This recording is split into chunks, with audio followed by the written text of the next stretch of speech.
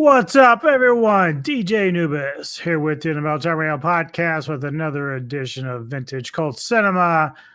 Today, my special guest is one other than Thrashpondo Pons. Thank you, sir, for joining me today. It is an honor and a privilege.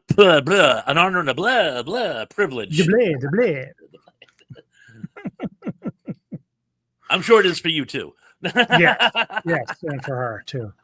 She just wants to be all over the place right now.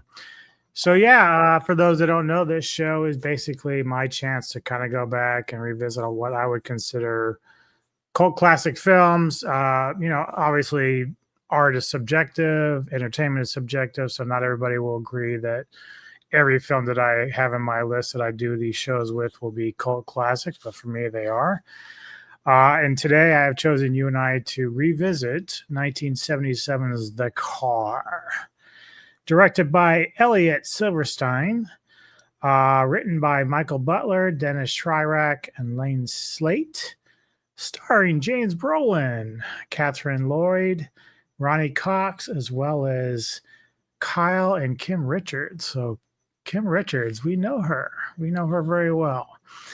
The Car is a 1977 American supernatural horror film, and basically talks about a story of a black, unmanned, self-driving, mysterious car that goes on a murderous rampage, terrorizing the residents of a small town.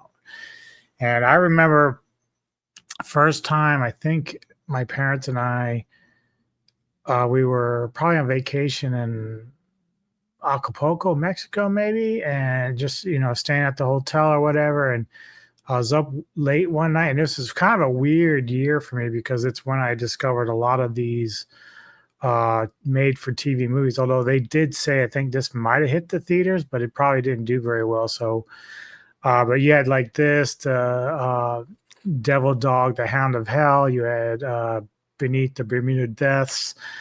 Just a lot of different stuff that came out, even in the 80s when you have like Dark Knight of the Scarecrow and stuff like that out there. But I remember seeing this late at night. My parents and everybody was asleep, and I was watching this, and I was like, even going back now, like it's almost nothing. But as a young 7-year-old kid, like I was terrified of what this car was doing. The menacing, the way that it worked. How about you? When did you first see this, and what did you think of it? Well, I missed it in the theaters, and you're absolutely right. The funny thing about its release date is it was actually released, I want to say, on the 11th or 12th of May, 1977. And of course, what came out on the 25th was Star Wars. A lot of movies got overshadowed because of the Star Wars conundrum. So I didn't see it in the theaters. First time I saw it, I would have been in my early 20s. I had actually just moved to just outside of Boston to seek my fortune, which I never found. But when I was up there, I was introduced to the Sci-Fi Channel, which was very, very new at the time. It actually showed science fiction at the time. We didn't have that here in provincial Cape Cod. And so I was upset. I used to watch it constantly. And one of the things they used to do is late night, they would show these old cult movies. And one thing about this movie, you got to say, it has a phenomenal cast. Yes. Even the supporting cast is really, really solid. So I put it on, I go, oh my God, that's. And I started watching it, and I actually, it had like just come on. And I remember seeing it, and that would have had to have been in like 92. Yeah. But it was on TV. Yeah, that's the thing. Like, again, like for whatever reason, like you watch a lot of like made for TV movies now, they just don't have the, I don't know what even call it. Just like for whatever reason during that time in the late 70s, early 80s, it was like the heyday of horror made for TV films. And it's like, they had a feel. I don't know if they were able just to get away with certain things. Because it's never really bloody or anything. It's not like you were seeing a lot of crazy stuff, but they just hooked you, and they were very effective in how they were written and directed. And so even though Roger Ebert didn't really care for this film that much, for the rest of us, it was still a lot of fun, and a lot of us still go back to it and love it a lot. But yeah, the movie kind of starts out, it's very ominous. You've got, and I love how they do this from both beginning and end, where it starts out very dark, and then it just kind of the light comes up in these canyon areas of the where they're filming, and we get this like dust line, and you see this car coming. So at first, you're thinking by the title of this, it's like, what could this possibly be to be remotely interesting? It's called The Car. Like, what the fuck does that even mean? Uh, but then, of course, we get this young couple that are bicycling on these mountain roads, which I love the scenery. I love the canyon and the tunnels and everything else. It reminds me of Colorado when I was out there at the time. And so they're just bicycling, minding their own business, trying to have fun. And then this car just starts coming through. And it's, again, the first time we actually get a glimpse of the grills, and it comes out of that one tunnel. And it's like, just very loud. Although it's not consistent. I know that sometimes when this car was attacking people, that there'd be like this high wind and craziness. But in this case, it really wasn't that going on early in the film. But the car ends up just coming up and then starts like trying to like run them off the road, and it's like scaring the crap out of them. They don't know what to do. They don't know what's going on. And obviously, first is the girl, and then the next is the boy that goes over the bridge. And apparently, the guy that did that stunt, I don't know if it was quite that high, but apparently he did do like a 196-foot stunt onto like those big bag things. So I mean, to him, that's a hell of a stunt to pull off, you know. What did you think of the opening of the film? Well, of course, one of the things you have to remember is Jaws was still fresh in everyone's mind. In fact, when you look at this mechanically, it's sort of a combination of nature horror meets possessed automobile or Satan is material coupled with road movies. I mean, it just puts it all together. Oh, in fact, one thing I have to point out while I'm thinking of it, Jaws, of course, takes place on Amity Island. James Brolin, who is the star of this, also starred what is arguably one of the best satanic movies of all time, Amityville Horror. So you have Amity meets Amity. Yeah. But in this case, the villain is the car. And that can work, particularly when you make the car look like a monster. That sort of grill thing in the front. It reminded me of the Venusian overlord in The Day the World Ended, the Corman classic. You know, the thing looks like a giant onion with the big interlocking teeth. I mean, visually, the car is great. It's not quite a hearse, but it looks like it enough to actually get the point across. And the grill does look like an evil grin. And just like Jaws, it's a young couple having fun until... And it really sets the pace. This car is the bad guy. And unfortunately, what I can think of is, now, the car gets the boy while he's on the bridge, but the girl could have just gone off the road. I'm like, why don't you just... But yeah, there's a moment where it's like right next to her, and I would have been like, I just would have hit the brake, you know, and been like, and then I would have just jumped off, you know, maybe to the grass, because there was like a brick little wall there. So, I mean, obviously this car, we find out, is pretty indestructible. Like it can't be really damaged. But at that time, like, again, at the beginning of the movie, you have no idea, like, that this car is being self-run. You think there's just some madman behind the wheel. So, yeah, you're right. She could have easily just kind of like stopped short and let the car pass her and then kind of just jumped off, but then he would have been screwed anyway. But yeah, he would have been, but she might have survived. Right. So, but you know, we got to set this up some way, you know. Yeah.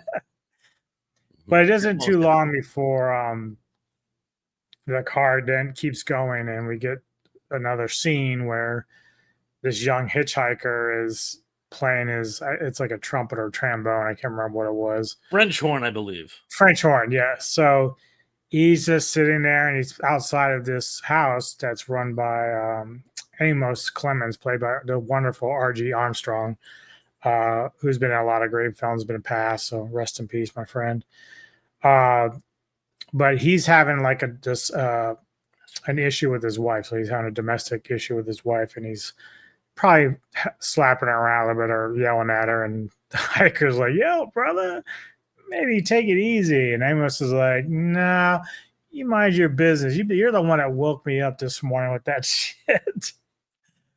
So there's a little bit of a back and forth, and then finally the hitchhiker's like, "Look, I'll just go back to minding my business." And Amos and his wife go back inside, but then of course we get this car now, and the hitchhiker's like, "Go ahead."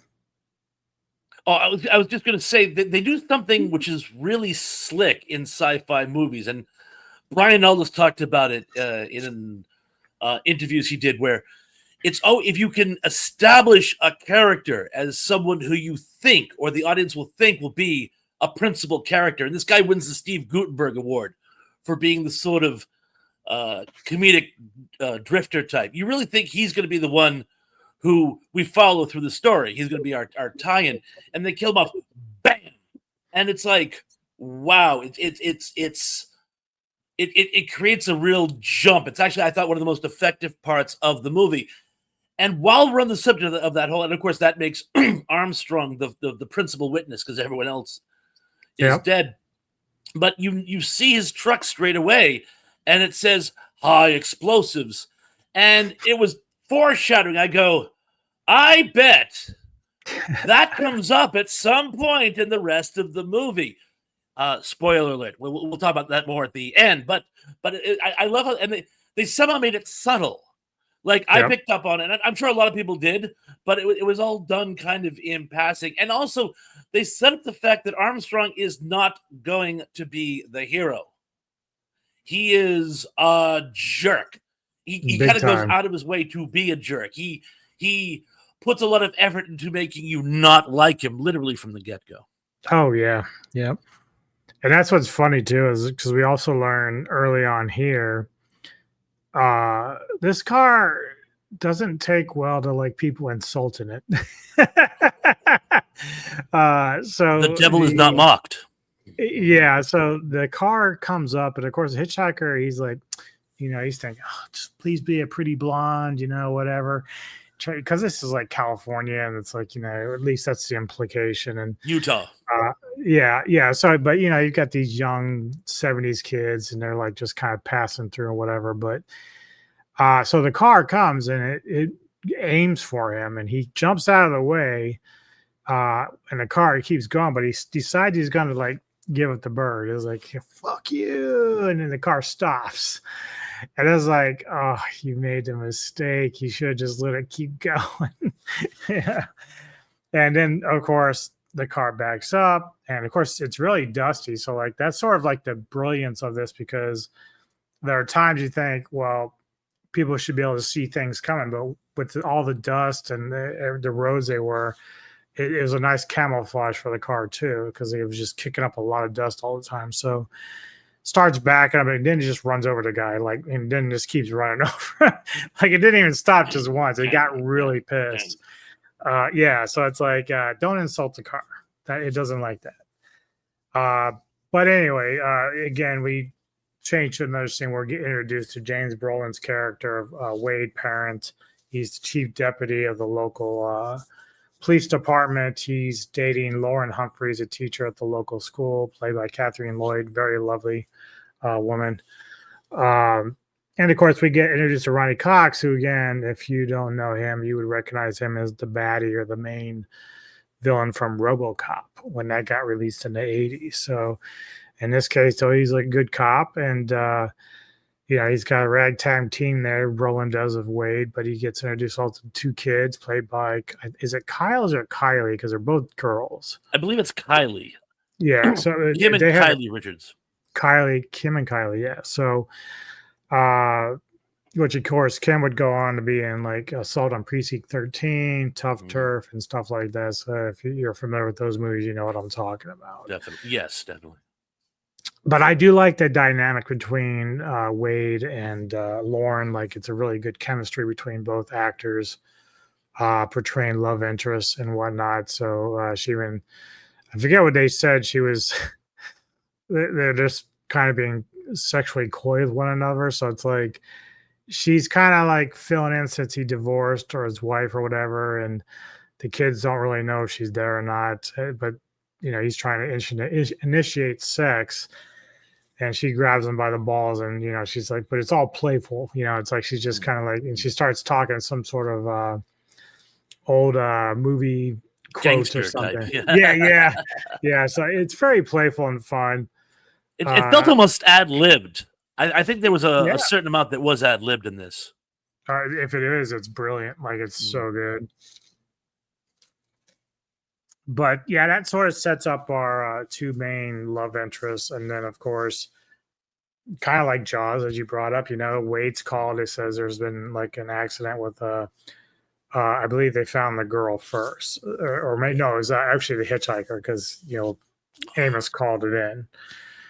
And so he's going there, and they just say, "Okay, I got this rogue car that somebody's driving that ran over this kid." And it should be you talked about it earlier. This is what the car looks like. So this is a crazy looking vehicle. I've never seen anything like this in my life. Now I know they built some things around it.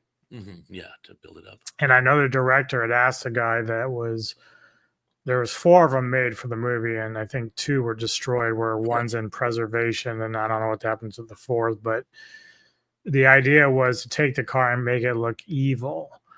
And so the guy that constructed it, he lowered you can see the ceiling, the roof is lowered a little bit to make it small and compact.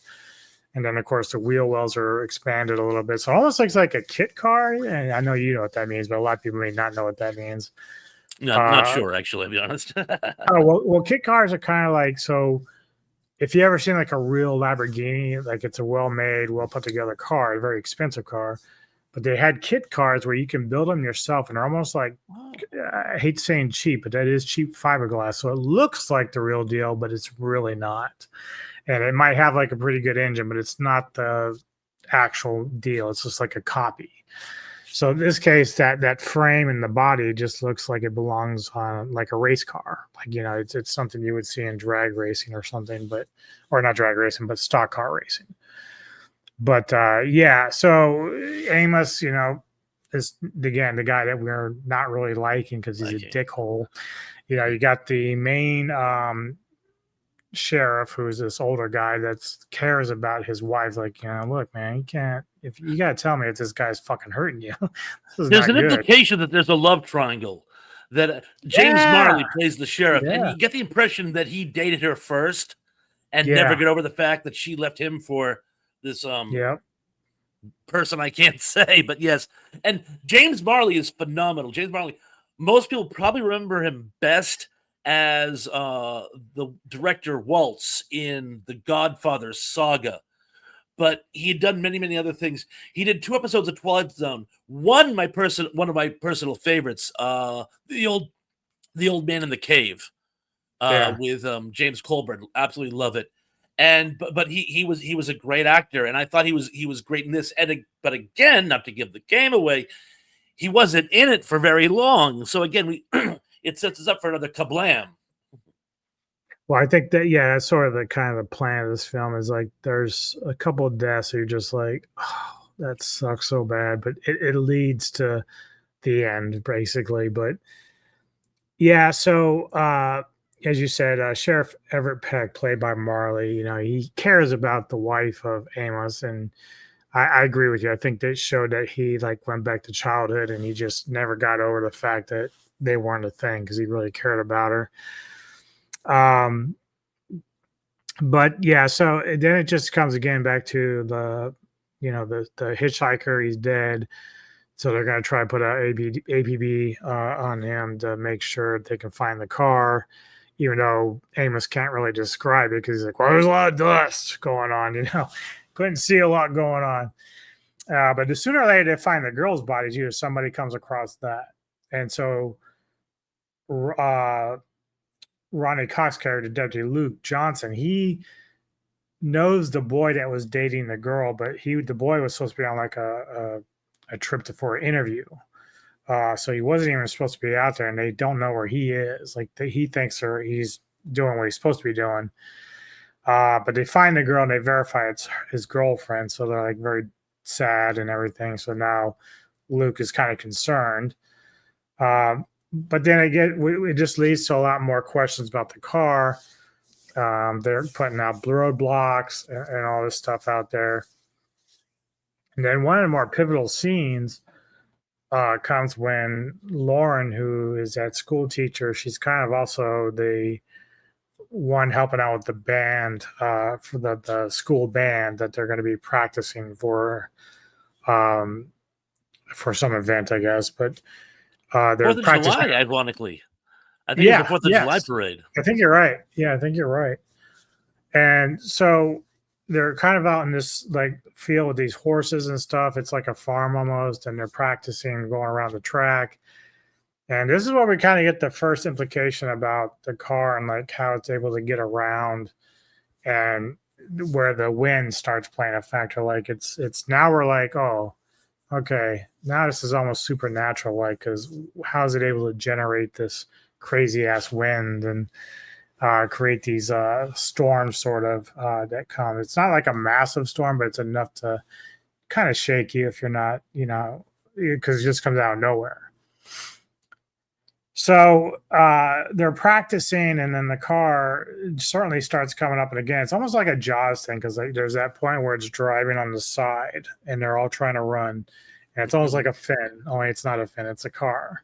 Yeah, but And it's coming along, Yep, and it has this sweet ass, fucking scary ass bell horn. It's like an old like chime bell horn. It's like da da da da da. Yeah. It's very loud, and it's very intimidating. So obviously, the one cop that was supposed to spot it, even though if you look to your left, it was coming the entire time, but he wasn't paying attention. And so, car gets up there, starts chasing him down. Now, the group of them finally get up to this old cemetery. And again, this is kind of where we're finding out now. Oh, this car doesn't like Christian, doesn't like religion. So it stops at the gates of the cemetery, and it's called basically hallowed ground.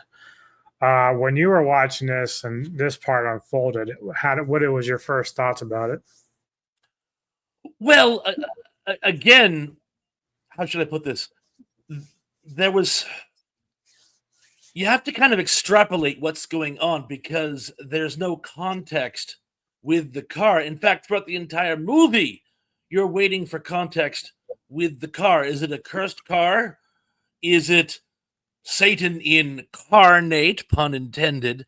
What is this? I mean, it's black, so we know it's evil.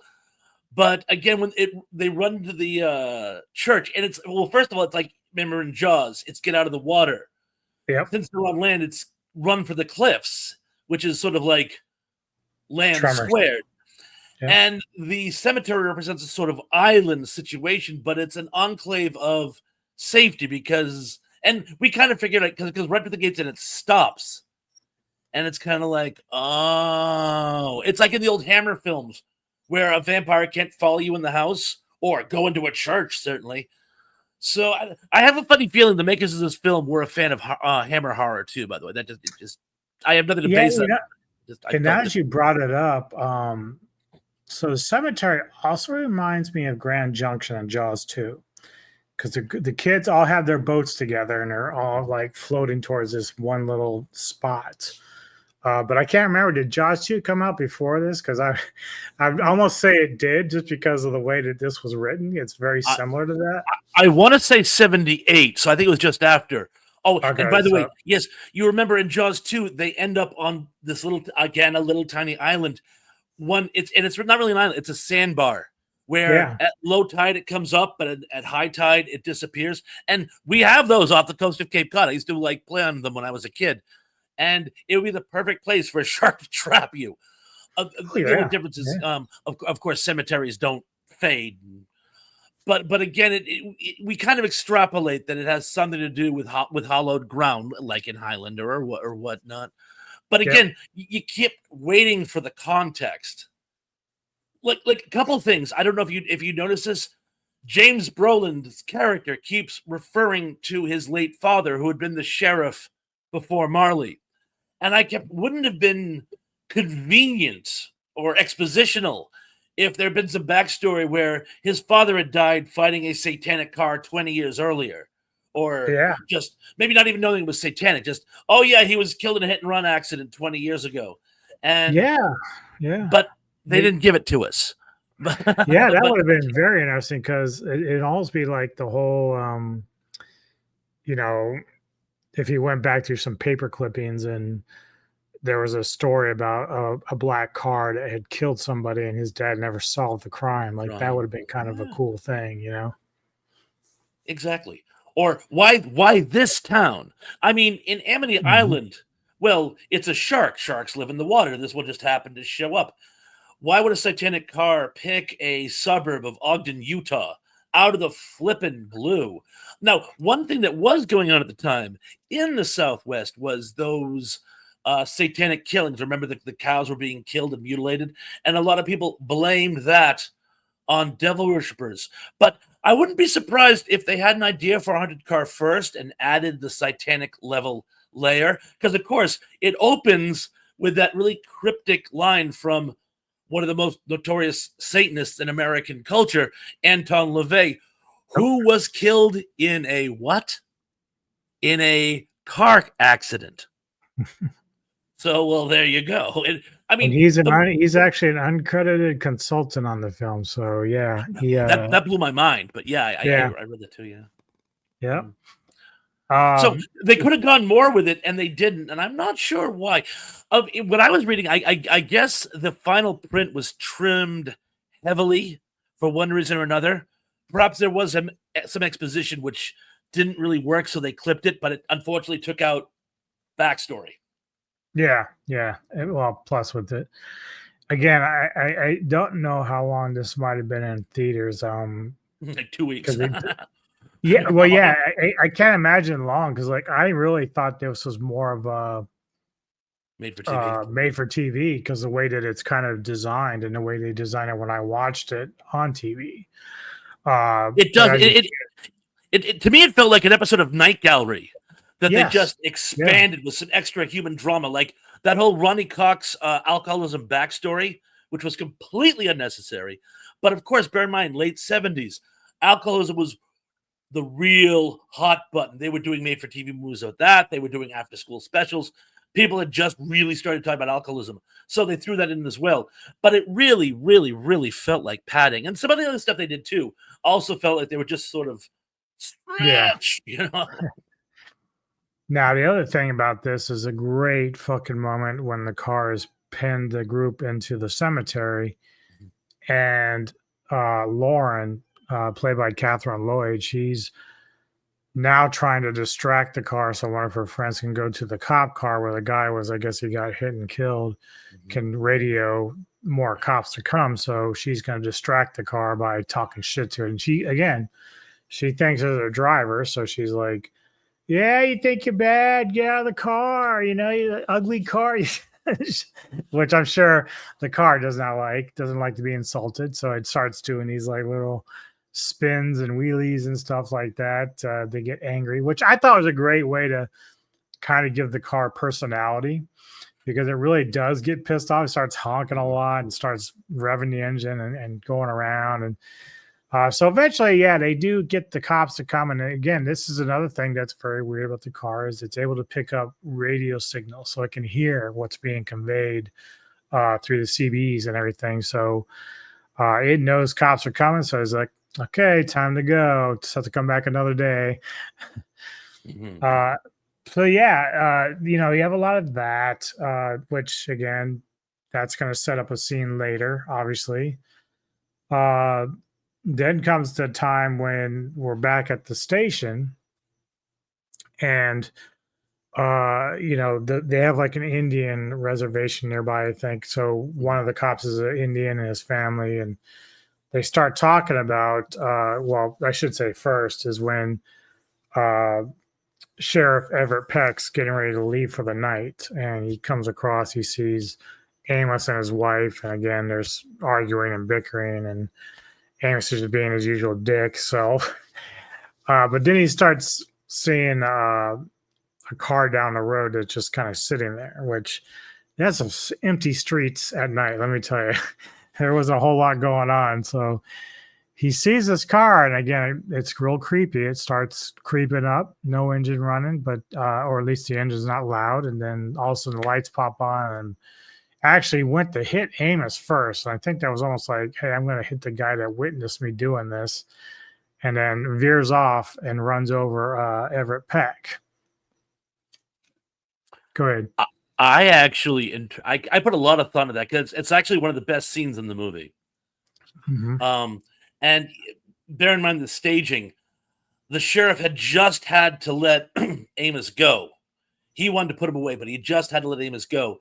And Amos is stuffing his wife and kid in the car so he can go get drunk.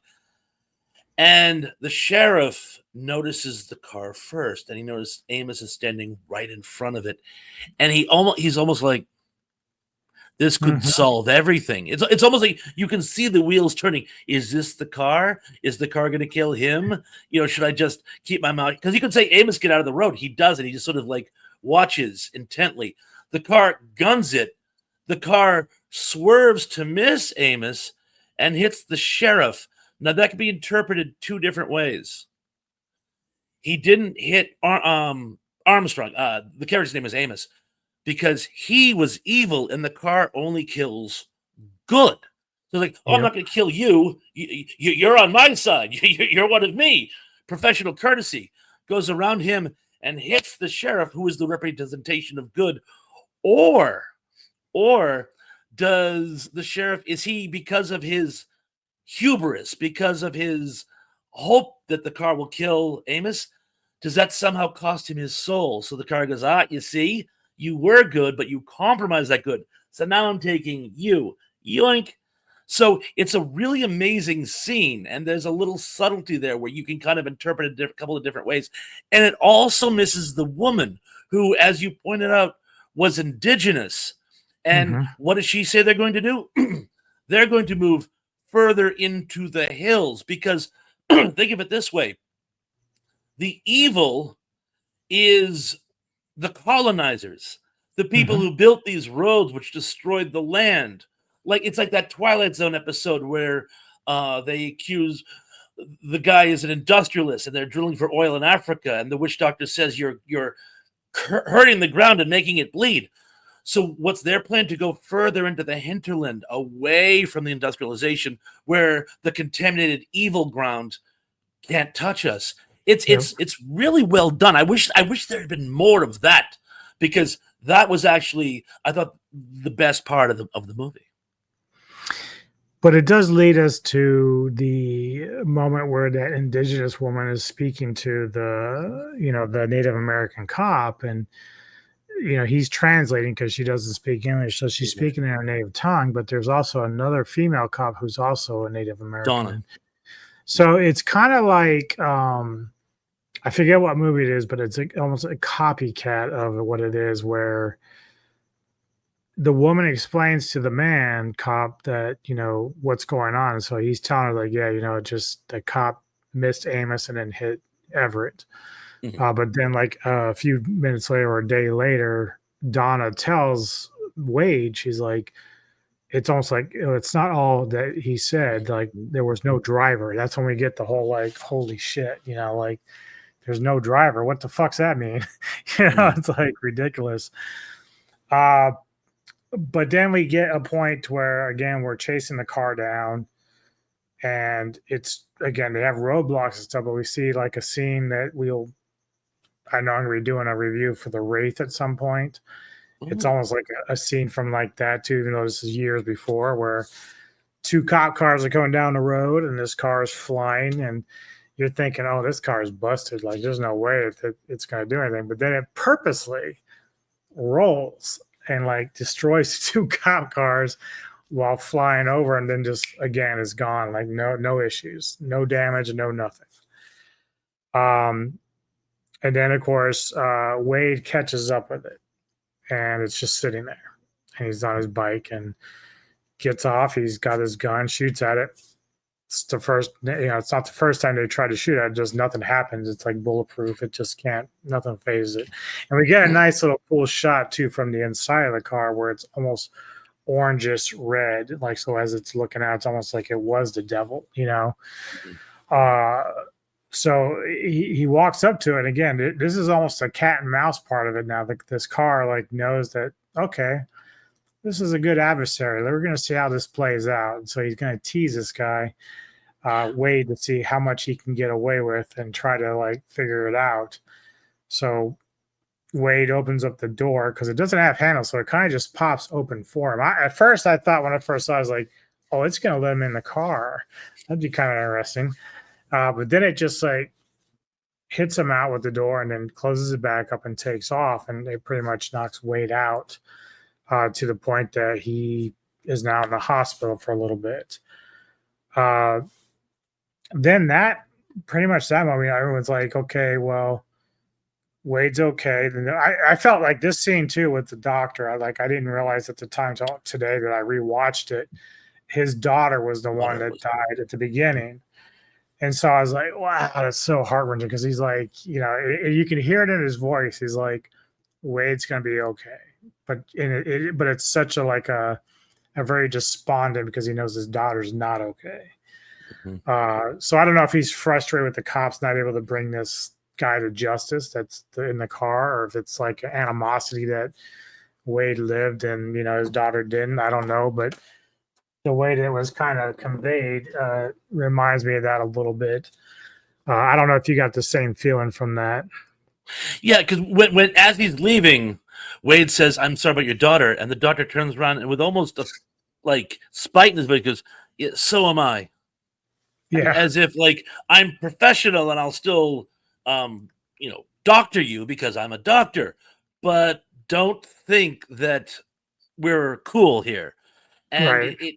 it gives a 3-dimension to a scene that you would have almost missed otherwise. You know what I'm saying? I mean, they did mention earlier, because again, I rewatched too. They did mention earlier that she was the daughter of the doctor, but you don't think of that when he's being doctored. You think, well, maybe it's a different doctor, or so much has happened in between that it's almost like they had to remind us, and they did so in a particularly grim kind of way. So yes, I certainly agree with you there. Yep. But that leads Wade to talk to Lauren, and he's basically saying, look, because he can't leave right away, at least at that moment. He's in bad shape. So he tells Lauren, hey, go stay with my kids for the night and just look over them. And so the Native American cop, the male, is driving her back to her place to pick up some things. And again, you saw it in the opening trailer that I had for my show. Sets up a very interesting scene where she's getting her things together. The cop knows of a family up the street that he wants to go check in on. So she's like, yeah, just go look at him, come back in a half hour. And I mean, she's not there long before she's in the yard and the wind starts kicking up, and she already knows like a bad omen is coming. So she gets inside, she calls the hospital, she's on the phone with Wade. And I love this part of it because her back's facing the main window of the living room where she's on the phone. Huge bay window. Yeah. And if you've ever watched a Friday the 13th movie, whenever there's a big window, something's coming through that big window. Right. And so she's talking to Wade. She's like, yeah, I'm okay, but there's all this wind, and it reminds me of the day of the parade, the band practice and stuff. And in the back, you can see the headlights of the car coming. And it's just coming and coming. And she's like, I hear the engine. I hear the engine. And I'm like, maybe you should look behind you because that'd be a good start. But by the time she does, his car just flies through the house, runs her over and goes out the other side. Now, however, the way her house was, if I recall, like it's on the corner. So you got this little bend. It comes down. Her house is here. And then it curves.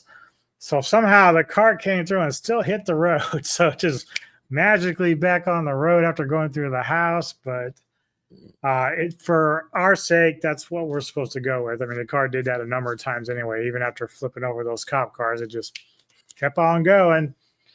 Hey, get off my curtains. What are you guys doing? Crazy cats. Interrupting me. But yeah, so again, we're faced with that whole thing where she agitated the car and the car remembered. Like it was like, all right, I'm going to send a message to Wade, who he's been battling with an adversary, and he's getting his revenge on Lauren because of the shit she was talking. So a car doesn't take well to insults at all. And so now Wade he's very sad, upset, angry. And this is kind of the cool part for Luke because he starts putting it all together. He's like, yeah, the car could not go in hollowed ground. Like she provoked it and it just wouldn't go. So he remembered. And of course, Wade's just trying to be logic. He's like, it can't be a devil or anything else. It's impossible. But then he's like, well, how would it know where she lived? Like, there's no way. So then finally it's like, okay, Wade's got to kind of come to grips with the idea that he may not be dealing with something that's normal. So he ends up getting the group together. And then, of course, Amos is in jail, which he gets him out. And Amos is thinking, like, you can't bully me. And they're like, we need your help. And then fucking Amos, total like narcissist, is like, oh, okay, you need me now with my explosives, which Mr. Thrashpondo pointed to earlier in the film. This is what Amos deals with. He's an explosives guy. He's got dynamite and all sorts of shit. So the plan is they're going to try to blow up the car somehow. They're going to try to draw it out. I don't think initially where they ended up doing was actually the actual locations. I think they had a certain spot, but the car kind of ruined it. So they had to kind of makeshift where they were going to do it. But that was the plan. And so Wade gets back to his house just to check on his kids. And they did have a babysitter there at that point. It's Ronnie Cox's wife, actually. Yeah. Yeah. So, hey, get down, please. Get down now. Sorry about that. No worries. They're getting hungry. That's why they're just annoying me now. But where was it? Okay, so yeah, he's back at his house, just leaving a note for the kids and for. Did you say it was his ex-wife? Is the one that's there? No, the one watching Ronnie Cox's wife. His okay, deputy. Yeah. Gotcha. His wife, whose name eludes me for the moment, but yeah, she's the one watching them. So he goes out to the garage and he's getting some stuff prepared. And again, very cool scene. He doesn't. I love how the camera does this, where like you'll focus on your main character, but then there'll be something in the background, and if you're not paying attention, you won't notice it. And of course, as he's walking across to the toolboxes and stuff, you see the glimpse of the front of the grill of the car inside the garage. The calls are coming from inside the house, So he sits there, and all of a sudden, I hear like this little clink, and he turns and is like, "There it is, just sitting there, quiet, waiting." And it's like in Jaws when he's chumming, and the shark's head just pops out of the water, very subtle, like Yeah, exactly. Mm. And so, Luke Johnson's wife, who's watching the kids, comes out, and she's not paying attention at first. Like, you got to go back in the house. Go back in. She's like, what? What's going on? The car is in here. And she's like, oh, shit. She finally gets it. Runs back in. Mm-hmm. So now he just kind of plays cat and mouse. The car wasn't going to really let him out of the garage. It would speed up, block him, then come back. And it was just tested. It's like playing with him, like a cat and mouse. Exactly. I mean, and that's the whole thing. The car, all it had to do to kill him is just kitty corner. Or, and I thought this was its plan. It started to give off this really, really heavy exhaust. Just wait it out. But no, it's not. It honks its horns until it blows out the windows, so that exhaust won't kill him. It'll just make him sick. And I'm like, oh my God, this car, it's like a cat with a mouse. It's just, I'm going to torture you for a while. I'm messing with you. The car, in my opinion, lets him get away because he's like, you got a plan, don't you? Okay, Haas, let's see your great plan. It's not going to work, but I want to see you try. You know what? I'm going to let you Yeah. go. So I'm going to give you one Yeah, free shot. now I can see the car is just having fun. It's like, okay, Yes. let's see what this guy's got. I haven't had anyone test me in like millions of years. I want to see what this guy can do with me. So he does manage to jump over the hood and through the window to the next part of the garage where his motorcycle is. And so that's when he comes out and the car busts out of the garage and the chase is on. Like, and this car is fast. Like and I love again, it's nighttime. So whoever was doing the stunts on the both vehicles is amazing because the streets were not well lit. So like the fact that they were able to know where they're going and without killing one another, because he was very close to that bike. I think they were doing day for night though. Oh, were they? Is that how they did it? I think so, because if you look closely, there's a lot of shadows and stuff on the ground. So yeah, I think they just had the shutter way down, so it looked washed out. But I think I don't know anything about movie making, so that's very well done if that's how they did it. Because I thought it was totally night, but it's really well done. But yeah, so the chase is on, and of course, again, Wade is on his little walkie-talkie on his bike, and he's telling the guys like, "You got to get in place. I've got the car right on my ass." And again, the car hears this. It hears the signals, and it's like it veers off and starts chasing after the truck with Amos, and then they have the dynamite. So a lot of cat and mouse here. Again, I've read that this movie is very heavily influenced by The Duel by Steven Spielberg. So it makes sense because this whole final scene is basically that. Yeah, so they eventually finally get the dynamite set up and everything. And this again, Wade gets knocked off the bike, and now it's just kind of him and Luke on foot. And they're at the end of the cliff. And so now this car is like just gunning for him. Like it's got just like the truck in The Duel, like, you know, it's just gunning for the car. But in this case, it's two guys, and it looks like we should probably think about movies. Like, not yet, not yet. And as it got closer and closer, finally they break off, and the car, and that's actually almost something Tremor stole too. That very fucking scene at the very end where the thing goes over and just dies. So they split up. The car comes down and goes over the cliff, and I love the jump. The jump looked cool as shit. And then they finally hit the dynamite sticks, and they just blow it up, and you get this sweet like roar and like demonic growl that comes out of the fucking fire. And that again, just like at 7 years old, I was like, that's creepy as fuck. Like, that's so scary.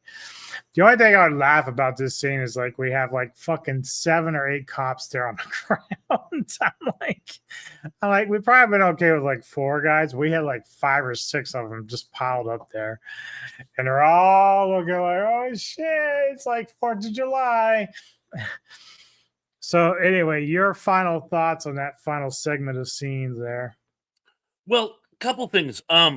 One, the one thing about that really bothered me, and yes, Amos was indispensable, and sometimes you do have to rely on an asshole to pull it off. But I really hope that Amos was going to be like a Quint and have to sacrifice himself so he would atone with his life. But no, he survives, and not only survives at the end, he's looking over at the cops going, We're cool like, now, right? Yeah. And it's good. Like, no, you're still a wife beater. You're still a drunk. You're still an asshole. You know, you may have saved the town, and that's something. But you know, you're still a horrible human being. And they just kind of even the cop who was holding him by the neck earlier, the really big indigenous cop, looks over at him and is like, "Yeah, okay, we're cool." Why? And you're right. Ronnie Cox actually tries to, and it's this thing we've seen in so many of the horror movies. The end, and then the question mark pops up, and Ronnie Cox is like, "Are you sure?" And Brolin won't even let him finish the sentence. Yeah, it's over. And I'm like, don't be so sure, Monsieur. You know, it's like I don't know. I mean, last I heard, Satan couldn't be defeated with high explosives. It didn't work at the Wolf's Lair, that's for damn sure. So it's like, you know, why are you so certain? But I guess they decided to end on a high note. Well, more or less. Right, because obviously the credits show the car in L.A. It's on a major downtown LA. Yeah. But yeah, so like maybe the devil just went on to bigger and better things at that point. But it's almost to me like the car was kind of representative of the devil just trying to find his match for fun. Like it's kind of like he's just having a game. Like he's going and collecting souls. But at the same time, like if you find someone who's a great match in terms of like, a battle that he can have, he pretty much accepted he lost that particular battle by going over the cliff and having the car blow. But he's like, well, that's not the end. I'm just going to start over somewhere else. Like, Like I said, that guy got the better of me, but not only for so long. Over. You won this round. It is almost like he's not really doing it for any agenda. It's almost like this will be fun. I'm going to go to a small town and mess with them. Almost like, the crossroads. I'm going to stand at the crossroads and mess with anybody who walks by. But of course, what is his ultimate goal? L.A., America's Sin City. So and that might be a little ha ha ha at the end, like, yeah, and at the end the car ends up in Hollywood. Well, of course it would, wouldn't it? No one would even notice. In fact, right. I don't even know are you a fan of American horror much? I do. I like the was it Coven and Asylum. Those 2 seasons are my favorite. I mean, I liked a couple others later on, but I haven't kept up with it. There's one that's actually set here on Cape Cod, and I don't want to ruin it for you, but one of the subplots is it's a sort of clutch of vampires who end up setting up shop in LA, and no one really notices because everyone's a bloodsucker in California. And I thought that was cute. Oh, and would you indulge me? A couple films that I thought this bait was really drew heavily from. You mentioned the big one, of course, Duel. And can I share a little anecdote? Because it's my favorite anecdote. And you may have heard this before, but some of your viewers may not. That was, of course, written by Richard Matheson. And it's actually loosely based on a true story. Long story short, he and a buddy of his had an early morning golf game. This is way back in the early 60s. And on the way home, they were being harassed by this demonically possessed truck driver who kept trying to run them off the road. They finally got rid of the guy, pulled him to a small town, went to the local police department to report the incident and try to get this guy arrested. And the cop basically said, I don't have time for this. And they go, what do you mean you don't have time for this? And the policeman at the desk says, you don't watch the news, do you? It was the morning President Kennedy had been shot. So the whole thing kind of fell through the cracks. But Matheson was so traumatized by this incident, he wrote it as a story, but it's actually based on a true story. Oh, wow. That's pretty crazy. Crazy, huh? One of the things I feel I have to read into the record is, speaking of satanic road movies, when I was watching this, I can't help but think of Race with the Devil, which is about the 2 couples who go cross country and end up inadvertently stumbling upon a satanic cult. And Mr. Armstrong is in that too. He actually plays a sheriff who has a recurring role. So there's a lot of synchronicity going on in this movie, Oh, yeah. So at this stage with this movie, out of 1 out of 10, where would you rank it? Well, fun as this movie is, and again, that's the thing about cult movies. Were they fun to watch? Could you sit down with your friends and make a night of it? Would it make a good MST3K? Those are really good, but there's a few things I felt this film lacked. The complete and total lack of exposition, for one thing. The lack of context between some of the characters and some of the padding, I thought were a detriment. I feel this would have made a great episode of Night Gallery. Yes. When you talk about made for TV, I think if it was a nice tight hour short for one of those anthology sci-fi horror shows, it would have been great. I thought it didn't quite land as a feature horror film. That being said, you can't watch this movie and not have fun, particularly with the idea of it drawing from so many other great sources. You can see, oh yeah, that's from Jaws, that's from Breaking Away, that's from Rich Man, Poor Man. So I'm going to give it a 7 out of 10. Fair score. In fact, yeah, I'm pretty close. Still love it a lot, but it's one that does have a lot of flaws. Probably could be fleshed out, but back then they weren't really thinking about that too much with these type of films. But I do like to revisit it from time to time, and of course, doing this with you has been a lot of fun. Obviously, I'll rate it at 8 out of 10. It's not perfect by any means, but it just, like you said, something that's kind of fun just to chill with people and say, "Oh, you never seen this? Well, let me show you this movie. You want to see crazy shit? Here's crazy shit." you know, and sometimes that's all you need, really, if you want to enjoy yourself one night. All right. Well, let people know what Mr. Thrashpondo Pons has coming up on his channel. Well, I have some long-standing content that I've been promising for some time. It's been a crazy change of season for me.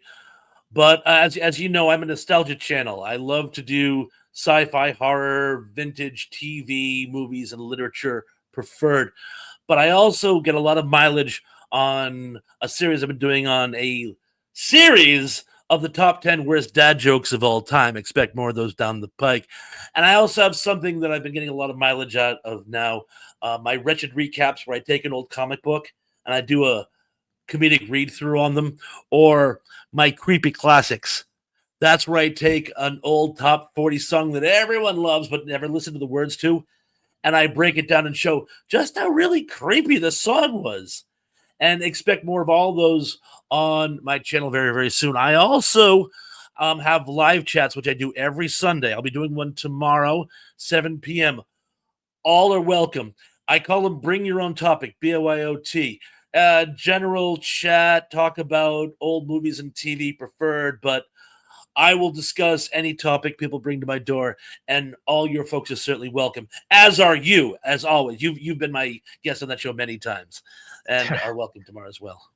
Awesome. For me, later tonight, I will be getting together with Olvin for Silver Screen Savants as we do a review of Goldfinger. We're keeping with our Bond theme, so we're going to do some more Bond. His pick this week is Goldfinger, so we'll be reviewing that.